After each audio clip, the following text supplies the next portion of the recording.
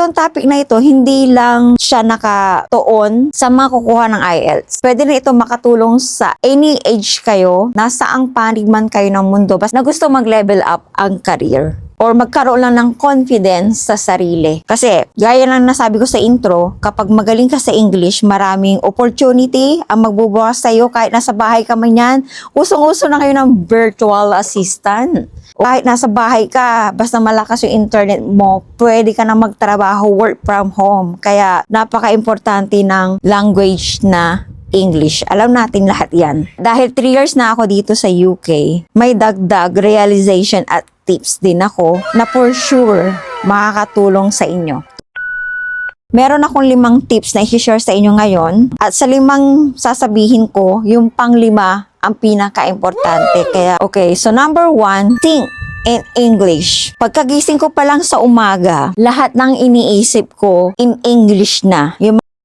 So, number 2 na steps ko naman ay talk to yourself. Ginagamit ko yung AirPod ko. Kunwari, meron lang akong kausap. Ano ba, nasa grocery ako. Lahat ng dinadampot ko, sinasabi ko kunwari sa kausap ko.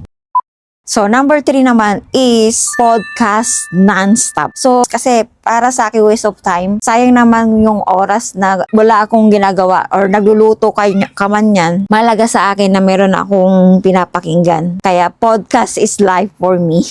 So, number 3 na tips ko naman ay watch movies in English. Bisa din sa makakatulong sa inyo. Kung dito ang punta nyo sa UK ay TED Talks, BBC Learning English. So, nung nasa Israel ako mga kabilabs, hindi ito naging madali para sa akin. Kasi may time na wala akong gana. Parang pagod na yung tenga ko na. Hindi naman kasi biro na mag-aaral ka ng English kasi hindi ko rin naman siya nagagamit. Wala akong mapaggamitan nung nasa Israel ako. Tulad nyo kung nasa Pilipinas kayo. Di ba nakakatamad minsan na kung yung mga nakakasalamuha mo ay puro Tagalog tas ikaw lang yung nag-aaral ng English. So kung talagang may goal ka, kahit mahirap man yan, titiisin mo yan. And tutulungan mo yung sarili mo para mag-level up. Lagi mo iisipin na hindi habang buhay ganito ako, kailangan kong mag-level up. And lagi mo isipin na bakit yung iba kaya nila. So kung kaya nila, for sure, kaya mo rin. Di ba?